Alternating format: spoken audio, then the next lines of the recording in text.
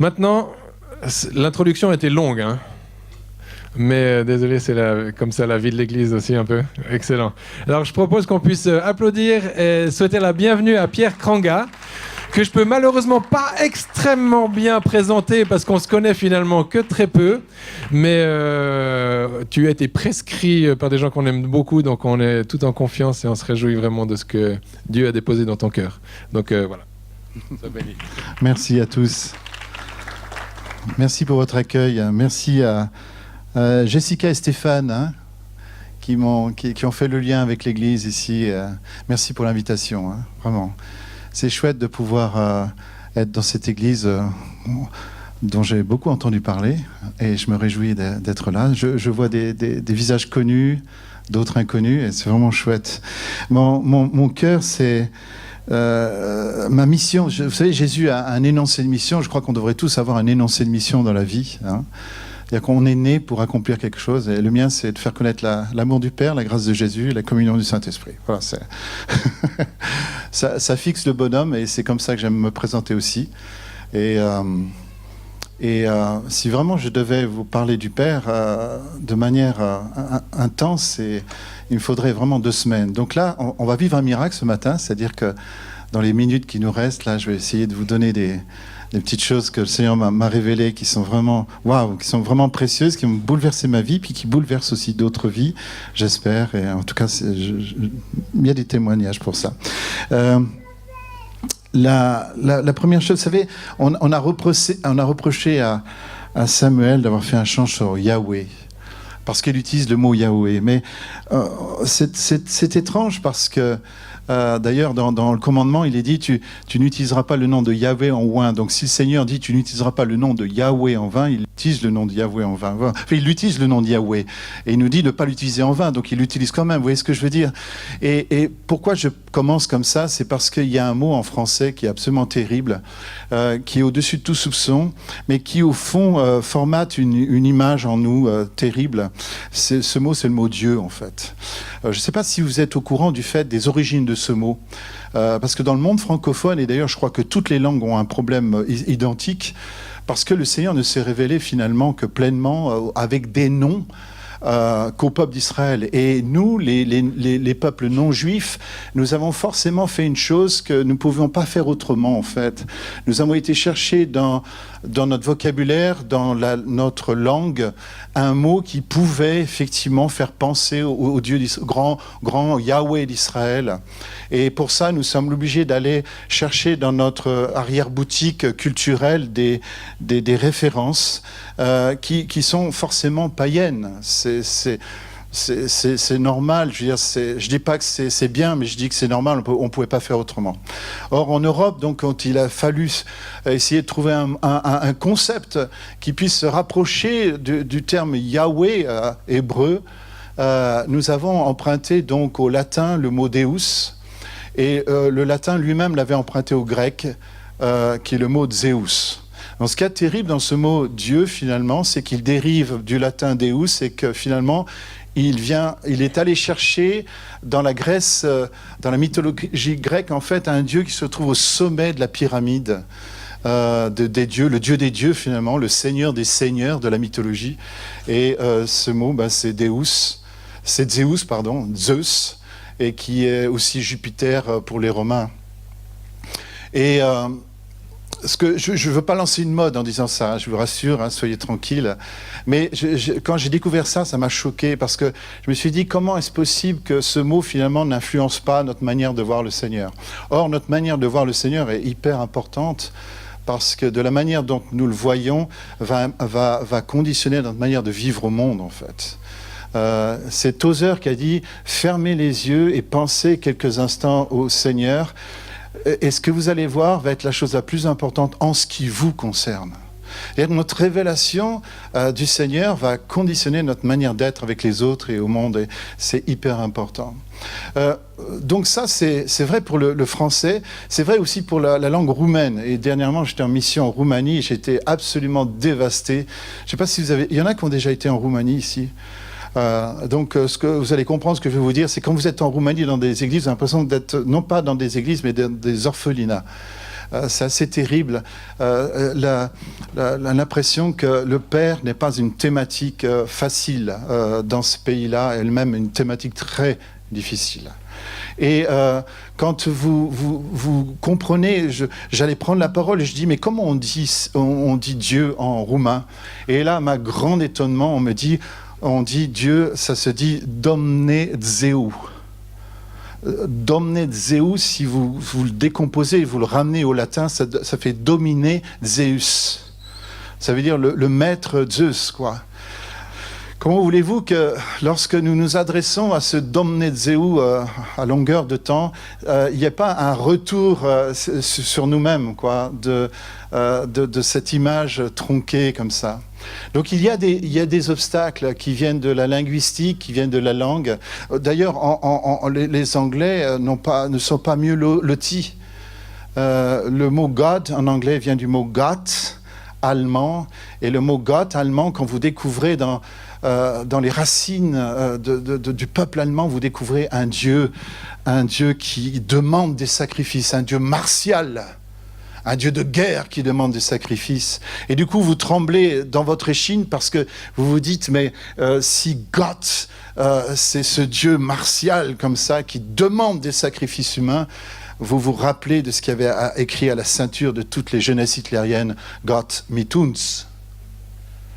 Donc vous voyez, il y a une image dans ces mots qui viennent du paganisme, soyons clairs.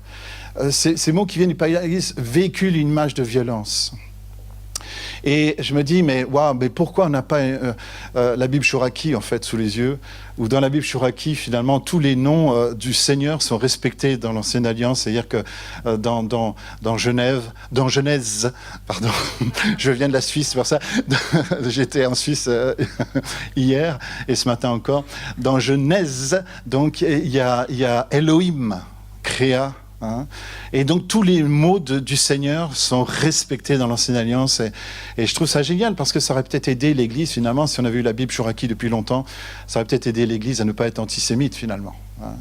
Si on savait que finalement le Seigneur qu'on adore, c'est celui que nous empruntons à Israël, quoi. Et puis il y a donc ces obstacles, je dirais, culturels, parce que nous sommes profondément, nous, francophones, impliqués dans une culture et nous n'en sommes pas toujours conscients. Mais il y a aussi notre biographie. Notre biographie qui peut faire que, depuis notre biographie, nous allons essayer de lire le Seigneur, nous allons essayer de lire qui il est. Et notre biographie et notre théologie, en fait, c'est-à-dire notre théologie, comprenez ce que je veux dire, notre compréhension de qui est Théos, Dieu, quoi, le Seigneur. Je vais essayer de pas trop dire Dieu, du coup. Le Seigneur, notre théologie est intimement liée à notre biographie, notre autobiographie. En ce qui me concerne, moi, je suis le fils d'un orphelin. Mon père était orphelin à 5 ans et mon père ne sait pas trop se comporter avec ses enfants. Il en a eu 5, il ne sait pas trop nous prendre dans ses bras. En tout cas, ce n'était pas son langage d'amour, en tout cas. Lui, son langage d'amour, c'est de pourvoir financièrement, ce qui est déjà pas mal, croyez pas. Mais ce n'était pas son langage d'amour, nous prendre dans ses bras, d'affirmer notre filiation, etc.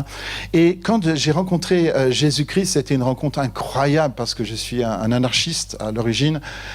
Oui, j'avais des cheveux comme ça. Oui, j'ai eu des cheveux.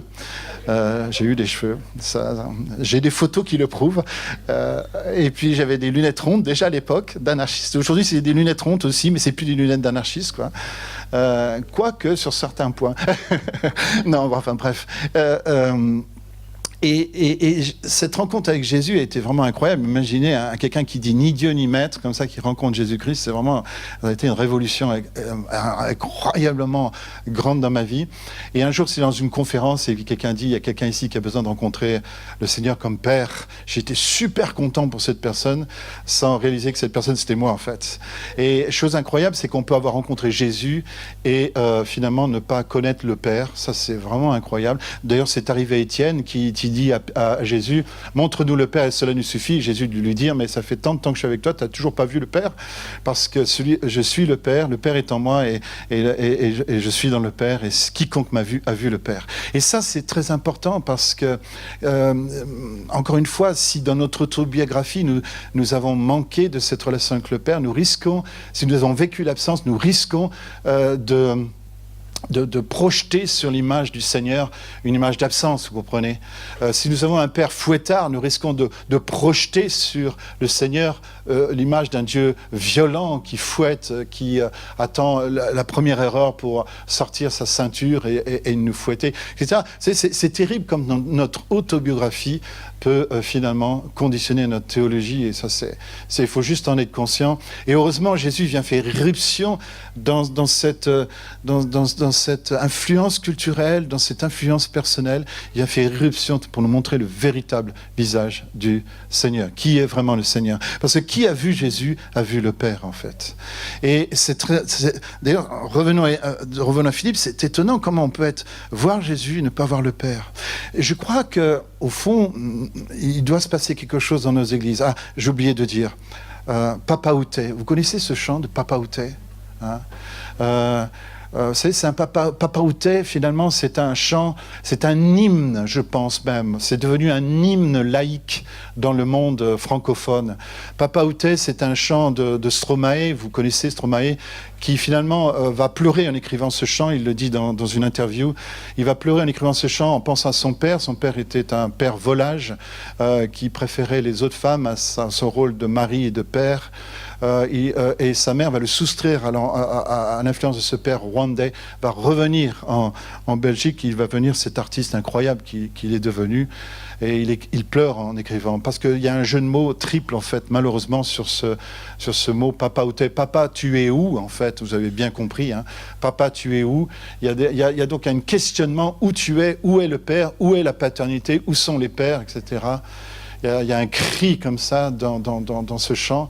Vous l'avez vu la vidéo aussi avec cette magnifique chorégraphie. Il y a aussi dans ce chant quelque chose de... ce Papa Outé, ça veut dire en Papa Outé aussi, va rejoindre ce mot d'argot en Papa Outé qui veut dire tromper, hein, les pères trompeurs. Parce que ce qu'il y a d'incroyable aussi, c'est que dans le monde entier, s'il y a une image qui est pas forcément positive, c'est l'image du Père. Donc forcément, si l'image dans le monde n'est pas forcément positive par rapport au Père, elle fait grimacer le Père qu'on a dans les cieux.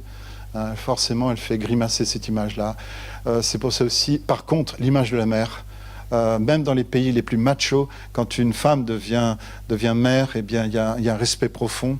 Et je voudrais dire aussi que le Père que vous avez assume totalement le fait qu'il est aussi une mère. Hein.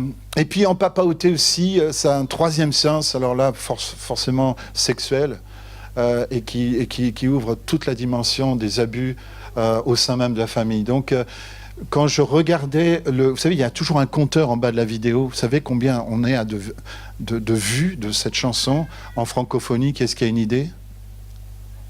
Vous avez une idée de combien de vues a été vu Papa Outé sur YouTube? Combien? Tout récemment, parce que ça change constamment, ça ne fait qu'exploser. On est à 561 millions de vues. 561 millions. Ce qui veut dire que le thème de la paternité est un thème qui est très important pour la francophonie. Et je crois qu'il est vraiment temps que nous puissions insister énormément sur ce thème, que nous puissions, qu'il y ait tout un ministère qui se lève en francophonie par rapport au Père. En Allemagne, ils ont déjà commencé, ils font des conférences sur le Père. Ils n'arrêtent pas. Je vais être invité d'ailleurs à l'automne dans une conférence sur le Père en Allemagne. Maintenant, la conférence se déplace dans toute l'Allemagne. Il y a vraiment un besoin de revenir à un Père qui ne soit pas un Deus, comprenez? Parce que des gens m'ont dit, je ne crois pas en Dieu. J'ai dit, mais en quel Dieu tu ne crois pas? Et ils me racontent le Dieu en quel ils ne croient pas. Je dis, s'il te plaît, continue de ne pas croire en ce Dieu-là. Parce que finalement, quand ils ne croient pas en Dieu, ils ne croient pas en Deus, ils ne croient pas en Zeus. Et ils ont raison, cessez de croire en Zeus, mais croyez au Père que Jésus nous révèle. Parce que le Père que Jésus nous révèle, il est à la fois intime, mais il est en même temps tout autre. Et je voudrais juste vous suggérer que le Père que Jésus nous révèle n'est pas du tout à l'image du Père que nous avons pu avoir. Quand bien même serait-il le meilleur des pères, le Père que Jésus nous révèle est au-delà. D'ailleurs, Jésus va insister sur le fait que n'appelez personne père sur la terre. Vous avez entendu cette injonction de Jésus, n'appelez personne père sur la terre. Et je crois que ça a été mal compris. Je crois que ce que Jésus a voulu dire en tant qu'Israélite un peu qui rentre, un Israélite qui rentre dans l'art, c'est bizarre, mais enfin, qui aime rentrer un peu dans les évidences comme ça. N'appelez personne père sur la terre parce que vous n'avez qu'un seul père, il est dans le ciel. Qu'est-ce que Jésus veut dire par là? Il veut dire qu'en fait, le mot père n'est pas un mot humain, n'en déplaise à l'islam qui croit cela d'ailleurs.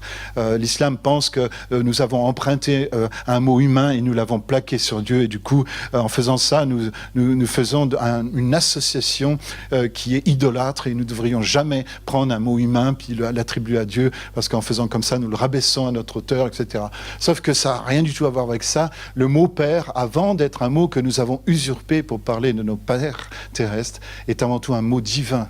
Il viendrait à l'idée de personne d'appeler ici un être humain Yahweh ou Adonai ou Dieu Tout-Puissant. Et bien de la même manière, Jésus dit, s'il ne vient pas à l'idée d'appeler Yahweh ou Jéhovah, Yahweh Jireh à quelqu'un sur la terre, pourquoi appelez-vous un homme sur la terre père? Parce qu'il n'y a qu'un seul père. Ce que Jésus veut nous dire au fond, c'est que le mot père, et vous le voyez dans Ésaïe 9, verset 6, un fils nous a été donné et son nom sera appelé Père éternel. Père éternel, merveilleux, conseiller, Dieu puissant. Père éternel, donc c'est le nom du Seigneur. C'est plus qu'un titre, c'est son nom, c'est un nom divin. Donc je crois que ce que Jésus veut juste nous dire, c'est quand vous dites Père, assumez ce que vous faites, mais vous empruntez un mot divin pour parler. Maintenant, si vous croyez que le Père céleste est comme les pères que vous avez eus, eh bien, vous commettez une erreur parce que le Père est au-delà de tout cela. Et Jésus va avoir de cesse de nous révéler le Père. Parce que une chose intéressante, et nous devons comprendre ça en Église, nous parlons des fois de christocentrisme, le fait d'être centré sur Jésus-Christ. C'est sûr, c'est génial d'être centré sur la personne de Jésus, mais il nous faut aussi être centré sur sa mission. Or, la mission de Jésus, ça n'a pas juste été de se montrer lui. La mission de Jésus, c'est de montrer qui est le Père. Donc, il y a une mission, il nous faut rentrer dans cette missiologie-là, entrer dans cette mission de voir Jésus pour voir qui est le Père. Parce que si nous voyons le Père, et Philippe l'a dit, cela nous suffit. Nous n'avons besoin de rien d'autre. Voir cette paternité, c'est tellement extraordinaire. Et Jésus va, au travers notamment de tout un chapitre que vous trouvez dans Luc 15, montrer qui est le Père. Il va montrer qu'il est d'abord trinitaire, ce Père. Il va montrer une parabole d'un berger, ensuite d'une femme qui allume une lumière, qui cherche la drachme perdue. Vous connaissez ces paraboles du bon berger, de la femme et du Père. On a 3 images, mais une seule parabole, puisque dans Luc 15, verset 3, il est dit, et Jésus leur dit 7 paraboles. Une seule, il n'y a qu'une seule parabole, mais qui se déclenche en 3 images, qui nous parle de la Trinité. Jésus donc comme berger, le Yahweh comme berger, Yahweh comme cette femme qui allume la lumière et qui balaye la poussière de nos vies, une image du Saint-Esprit bien entendu, puis ce Père qui a 2 fils. Et dans cette parabole, Jésus va nous montrer qui est le Père. Parce que, voyez-vous, nous chrétiens, nous avons tellement besoin de revenir à cette révélation de Jésus qui nous révèle le Père, parce que nous pouvons commettre tous une erreur avec l'Écriture, c'est de faire une sorte de lecture plate de l'Écriture. C'est-à-dire que nous allons voir le Dieu de l'Ancien Testament et voir ce que Jésus dit, et même les choses à la même niveau. Sauf qu'il faut qu'on lise les choses comme ça. C'est-à-dire qu'en fait, il y a une révélation progressive. Nous partons d'assez bas, même au temps d'Abraham, de conception qui tourne autour de la culture d'Abraham, dont le Yahvé va devoir l'extirper. Je n'ai pas le temps de vous l'expliquer, mais il va devoir extirper Abraham des conceptions culturelles qui sont autour de lui pour l'amener à une révélation plus grande de qui est le Seigneur. Et vers la fin, quand nous arrivons dans le Nouveau Testament, nous arrivons en Jésus-Christ, nous avons le sommet de la révélation. Il n'y aura plus jamais de révélation plus élevée que ce que le Seigneur Jésus nous montre de qui est le Seigneur lui-même, quoi. Et donc, une lecture plate a tendance à nous mettre Moïse et Jésus au même plan. Vous voyez ce que je veux dire? Or, la révélation de Jésus n'est pas aussi grande que celle de Jésus, c'est clair. Parce que Jésus n'a pas une révélation. Il est Yahweh révélé. Il est Yahweh en personne, comprenez? D'ailleurs, Jean, qui est un juif, affirme avec une grande audace, il dit « Personne n'a jamais vu le Seigneur ». Wow, on a envie de dire à cet Israélite, attends, Jean, tu affirmes que personne n'a vu, mais que fais-tu de Noé, que fais-tu d'Abraham, que fais-tu de Moïse, que fais-tu des prophètes, que fais-tu de toutes les théophanies, de toutes ces manifestations de l'Éternel dans l'Ancien Testament que nous voyons? Comment tu peux dire ça, toi, Israélite, Jean, personne n'a jamais vu? C'est parce que pour Jean, la révélation que Jésus nous apporte, la révélation que Jésus est en personne de qui est Yahweh, est tellement surclasse, tellement les autres, que c'est comme si les autres n'avaient rien vu en fait.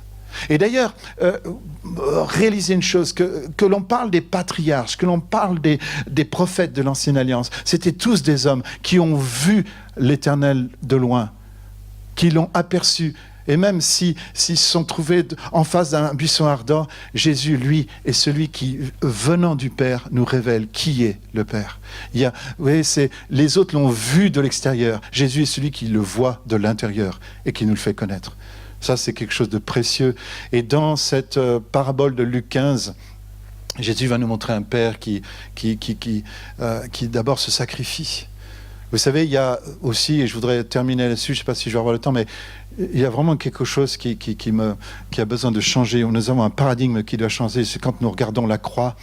Vous savez, nous occidentaux, nous sommes tous victimes d'un gars qui s'appelle Anselme de Cantorbéry, qui, à la fin du Moyen-Âge, a dit ceci, c'est que le Seigneur aurait envoyé Jésus-Christ mourir sur la croix pour satisfaire sa colère. Imaginez cette image du Père que ça donne à l'Église, ça. Ça, c'est, je dirais, de dire que, écoutez bien les amis, de dire que le Père serait celui qui envoie Jésus-Christ pour satisfaire sa colère, afin que sa colère, sa justice soit satisfaite, et que c'est ce qu'on appelle la substitution pénale, quoi, et que le Fils est là pour en prendre plein la tête de la part du Père. Mais vous savez, cette théologie, c'est celle qui sème la violence au cœur même de notre foi, au cœur même du calvaire. Elle sème la violence au cœur même de Golgotha, une violence divine. Et du coup, ça justifie toutes les violences domestiques. Vous voyez, il y a des paradigmes. Je ne sais pas, est-ce qu'il y en a qui avaient entendu cette expression-là? Si vous avez échappé, vous êtes les bienvenus, mais je veux dire, si vous êtes européen, si vous êtes occidental, forcément, il y a quelque chose qui s'est tapissé. Et ce que je voudrais vous dire, c'est que dans l'Orient, l'Église d'Orient n'a pas du tout vu le Père comme ça, a refusé la révélation d'Anselme de Cantorbéry, et je voudrais les saluer aujourd'hui. Encore vous dire que nous avons besoin, bien sûr, d'un regard occidental. Nous avons aussi besoin d'un regard oriental sur le Père pour vraiment comprendre qui il est. Et s'il vous plaît aussi, acceptez le regard de l'Église persécutée sur qui est le Père. Vous allez voir, vous allez pleurer, quoi. C'est magnifique ce qu'ils ont à nous dire, ce qu'ils ont vécu dans la souffrance, sur qui est ce Père-là. Et l'Église orientale va vous dire une chose, c'est que le Père était à la croix aussi. Il était en Christ. Alors vous allez me dire, c'est du sentimentalisme? Non, c'est scripturaire, profondément scripturaire. 2 Corinthiens 5, 19. Or le Père, or Dieu, or Théos. Théos, vous avez deux mots en grec, Théos et Kurios. Théos, quand c'est Théos qui est utilisé dans le grec du Nouveau Testament, ça veut dire le Père. Quand c'est Kurios, c'est Jésus-Christ. C'est le Seigneur, c'est le Sauveur, c'est Kurios. Et là, c'est Théos. Or Théos était en Christ, réconciliant le monde avec lui-même. Où était le Père à la croix? Vous savez, Anselme de Cantorbéry va vous montrer le Père loin, comme ça, comme une sorte de pharisien qui ne peut pas voir cette horreur qui se passe à la croix. Sauf que le Père était en Christ Jésus, réconciliant le monde avec lui-même. Si vous voulez savoir où était le Père n'était pas absent. Alors bien sûr, vous entendez le cri de Jésus qui dit « Eli, Eli, lama sabachthani ». Mais sauf que « Eli, Eli, lama sabachthani », c'est le psaume 22, verset 2. Et ça veut dire, c'est une invitation à lire le psaume 22. S'il vous plaît, lisez-le aujourd'hui.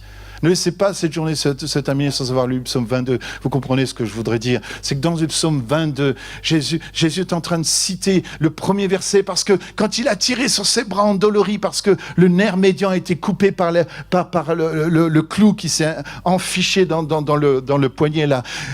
Lorsque le nerf médian est coupé, qu'il doit tirer sur ce nerf médian qui le fait terriblement souffrir, frotter son corps endolori sur la croix. Il va dire Eli, Eli, lama sabachthani en araméen. Et puis il va se relâcher, mais pendant qu'il se relâche, il récite en tant qu'Israélite tout le psaume. Verset 2, verset 3, verset 4, verset 5. Et qu'est-ce que vous découvrez dans le psaume 22?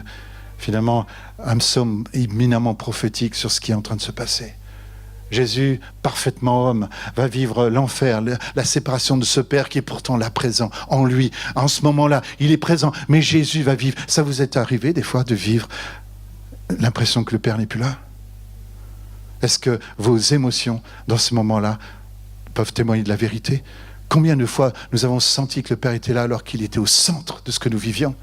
Comprenez? Et c'est ce que Jésus va expérimenter en tant qu'humain. Il va expérimenter la distance. Parce que pour le Père, être loin de quiconque ici, c'est impossible. Parce que le Père, non seulement il est omniscient, mais il est omniprésent. Il y a une chose qui est impossible à Dieu, c'est d'être absent quelque part. Le Père est présent partout. Alors il ne pouvait pas être absent, mais il fallait que Jésus expérimente cette distance avec le Père. Il expérimente la distance avec l'amour, parce que la distance avec l'amour, c'est l'enfer. Et puis, le psaume descend jusqu'au verset 22. Et au verset 22, c'est « Tu m'as répondu ». Et après, le psaume 22 redémarre. Et alors, la fin du psaume 22, elle est bien au-delà, parce qu'il se terminait, un peuple nouveau-né naîtra. C'est ça le cri de Jésus sur la croix.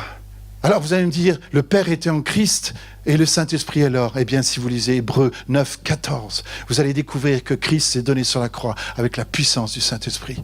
C'est par l'Esprit Saint que Christ s'est donné sur la croix. Autrement dit, j'ai une bonne nouvelle pour vous. Le Père n'a pas envoyé le Fils mourir, souffrir, parce que le Père serait un tortionnaire. La bonne nouvelle que j'ai à vous dire, c'est que le Père était en Christ. Il est celui qui s'offre. Il est celui qui, lorsque le cadet va demander son héritage, il va offrir sa vie. Donne-moi ton ousia, dit le cadet. Donne-moi ton ousia. Et si vous voulez juste un petit regard philosophique sur ce mot-là, ousia, ça veut dire donne-moi ton être. Et à ce moment-là, le Père leur offre son bien, mais c'est plus que son bien, il leur offre sa vie. Voilà, Jésus nous montre un Père qui se donne. Parce que quiconque a vu Jésus a vu le Père. Autrement dit, si vous voyez Jésus se donner sur la croix, qu'est-ce que vous voyez? Vous voyez le Père se donner. Le Père était vraiment Christ Jésus. 2 Corinthiens 5, 19, avec la puissance du Saint-Esprit. La bonne nouvelle, mes amis, c'est que sur la croix, la Trinité entière était là. Alors, y a-t-il une violence à la croix? Oui, elle est là, la violence. Oh, qu'est-ce qu'elle est là, la violence? Mais elle ne vient pas de ce que vous croyez. Nous l'avons cru, dit Ésaïe, frappé de Dieu, mais c'est de nos péchés dont il s'est pris, c'est de nos péchés dont il s'est chargé. Autrement dit, la violence de la croix, c'est pas la violence du ciel sur un fils, c'est la Trinité qui assume en pleine poire la violence de l'humanité. Ta violence, ma violence. C'est une violence horizontale qui est déversée sur la Trinité. Et la Trinité a agi de manière non violente. Parce que le seul moyen de mettre fin à la violence de ce monde, c'est que la Trinité l'accueille, les bras grands ouverts, sans résister. Et la parabole de Luc 15, où le Père reçoit la violence de son cadet qui lui demande « Donne-moi la part de l'héritage, parce que je ne serai pas là quand tu seras mort. Je te tue symboliquement maintenant, afin d'avoir ton essence, afin que je prenne ta vie. » Et le Père qui partage sa vie comme ça, sans discuter à son cadet, son aîné. Puis après, le Père va guetter son fils tout le temps. Il va le voir, il va voir nos lointains. Quand il va voir nos lointains, il va être ému de compassion. Quand il va être ému de compassion, il va se mettre à courir. Waouh, une image d'un père qui court. Et puis il va se jeter à son cou. Littéralement, il tombe sur son cou en grec. Il se jette sur son cou, il le couvre de baisers. Ça, c'est une image très maternelle parce que je ne connais pas beaucoup d'hommes qui, accueillant un fils qui pue, diraient « Viens fiston, je vais te couvrir de baisers ». Ça, c'est vraiment une mère qui peut faire ça. Je n'ai pas le temps de vous le prouver, mais je vous garantis que là, le Père agit comme une mère. Seules les mères sont capables d'aimer comme ça. Seules les mères sont capables de faire fi à la puanteur et puis à embrasser leur enfant. Ça, c'est un privilège. Ça, c'est ce père au cœur de mère. C'est cette femme qui allume la lumière, qui balaye la maison. C'est elle, c'est le Saint-Esprit. C'est aussi ça, cette image de la mère qui est au cœur du Père. Et puis, le Père va couvrir de baisers, une fois qu'il va laver littéralement, il va identifier en mettant de l'ADN partout sur ce fils, il va lui mettre la plus belle robe. Ça aussi, c'est très féminin, finalement, c'est très maternel. Mais en même temps, cette plus belle robe, ça me parle de la justice. Il va lui mettre un anneau sigillaire qui parle de l'autorité. Le Père ne veut pas juste régner sur vous, il veut régner avec vous, au travers de vous. Puis le Père va lui donner de nouvelles sandales, cette liberté dont nous avons parlé aujourd'hui. Cette liberté, et je compatis avec toi, pasteur. Tu sais, quand on a vraiment un cœur de pasteur, on n'aime pas voir les gens partir. Moi, je connais un enfant haut comme ça. J'ai un fils spirituel, il a 5 enfants. Ouais, il a fait vraiment mieux que moi, lui. Il a 5 enfants, il a un fils haut comme ça. Quand on part, il pleure. Il ne peut pas s'empêcher, il pleure. Je dis, waouh, quel beau pasteur, quel beau cœur de pasteur. C'est terrible d'être pasteur. Quand les gens partent, on pleure, on ne sait pas faire autrement. On est fait comme ça. Qu'est-ce que vous voulez? Excusez-nous, s'il vous plaît. Et puis, donc, il lui donne de nouvelles sandales, symbole de liberté. Puis après, il offre le veau gras. Parce que la Trinité avait offert le veau gras à Abraham. Abraham, avait offert le veau gras à la Trinité, les 3 anges qui étaient venus le voir. Et puis tout d'un coup, c'est cette Trinité-là qui offre le veau gras. Et puis c'est la fête, c'est la joie. C'est la joie. Ça, c'est le portrait. Ce père-là, mes amis, il n'y a aucun père comme ça. Hein? Voilà, je vais terminer. J'ai un petit peu dépassé le temps. Je voudrais m'en excuser. Je voudrais juste terminer aussi, peut-être juste par un truc. Vraiment une perle. Une perle, une révélation que le Seigneur m'a donnée. Si tu luttes, voilà, je le dis sous le contrôle d'une psychologue, c'est génial. Tu leur expliqueras mieux après, hein, s'il te plaît. Hein. Voilà ce que j'ai découvert. C'est très pastoral ce que je vais dire. C'est une clé, c'est vraiment une clé. C'est une perle que j'aimerais vous offrir là. Saint Augustin a dit ceci, il a dit « Le Père est plus proche de nous que nous sommes de nous-mêmes. » Le Père est plus proche de moi que je suis de moi-même. Ça veut dire plein de choses. C'est-à-dire que le Père nous connaît mieux que nous connaissons nous-mêmes. Mais ça veut dire aussi, ça peut aussi vouloir dire que des fois, le Père est plus proche de nous parce que des fois, nous nous méprisons nous-mêmes. Nous nous en voulons pour des tas de choses. Nous ne trouvons jamais à la hauteur. Et surtout si nous sommes perfectionnistes, nous avons un regard très dur posé sur nous-mêmes. Alors nous mettons à distance de nous-mêmes et nous nous tensons comme ça. Et si nous nous tensons nous-mêmes, nous allons tenser les autres. Mais aussi le fait que nous pouvons aussi être au-delà de nous-mêmes quand nous sommes au-dessus de nous-mêmes, quand nous la pétons. Et on voit bien dans Marc 9, les disciples faire ça d'ailleurs. C'est super amusant dans Marc 9. C'est génial ce passage. Vous savez, ils viennent de chasser des démons, de guérir des malades, les disciples. Et puis ils sont en train de discuter en allant à Capharnaüm sur savoir lequel d'entre eux sera assis à la droite du Père. Vous connaissez ce passage. Et puis ils sont en train de se la péter. Ils sont là. Puis Jésus qui a sûrement entendu, mais attends un petit peu, il laisse bien là. Et tout d'un coup, il leur pose des questions. Au fait, vous parliez de quoi en chemin? Tout d'un coup, ils sont dans la honte. Vous voyez, c'est fou comme ces disciples nous parlent. Soit ils se la pètent à un moment donné, soit ils sont dans la honte l'autre moment. Mais le christianisme va ouvrir un chemin médian qui n'est ni se la péter, ni être dans la honte, mais un chemin de réconciliation. Et je voudrais continuer donc. Regardez ce que ça donne. Si le Père est plus proche de moi que je le suis de moi-même, regardez bien. Si je me réconcilie en moi-même, alors je me rapproche du Père. Beaucoup de gens luttent avec la présence du Père. La question, c'est pas que le Père soit loin, le Père, il est là. Il est dans le secret, Matthieu 6,6. Quand tu pries, entre dans ta chambre et le Père qui est dans le secret te répondra. Le Père, il est au cœur de ta vie. La question, c'est que si tu es loin de toi-même, tu vas sentir le Père loin de toi. Parce que si tu es loin de Père, la distance que tu mets de toi à toi-même, c'est la distance que tu vas ressentir entre toi et le Père. Parce que si le Père est en toi et que tu es loin de toi-même, si tu es loin de toi-même, tu es loin du Père. C'est aussi simple que ça. Pour cette raison que la réconciliation que le Seigneur a pour nous, c'est pas juste une réconciliation avec la Trinité, mais c'est une réconciliation qu'il veut en nous-mêmes, afin que nous soyons réconciliés avec les autres, avec le monde. Vous faites ce mouvement, si vous voulez, avec moi. Réconcilier avec la Trinité, ça c'est génial. En général, le christianisme est très très doué pour parler de cette réconciliation avec la Trinité. Elle est très très douée aussi pour enseigner la réconciliation avec les autres, avec le monde. Mais il y a un chaînon manquant qui manque souvent dans le christianisme, c'est ce chaînon intérieur. On le fait, le mouvement en entier. Réconcilier avec la Trinité, réconcilier en soi-même avec les autres et avec la création. Ça, c'est un projet, c'est un programme. Et on va faire ce geste de Saint-Augustin ensemble. Hein? Vous le faites avec moi, vous ouvrez bien vos mains, hein, qui montrent cette distance que le péché avait créée d'ailleurs, hein, dans notre relation. Eh bien, le Père est plus proche de nous, parce que lui, il a vaincu ces distances, que je suis de moi-même, parce que je suis soit dans la honte, soit dans l'orgueil. Mais si je me réconcilie avec le Père et avec moi-même, alors je me rapproche et du Père et de moi-même. Amen. Amen.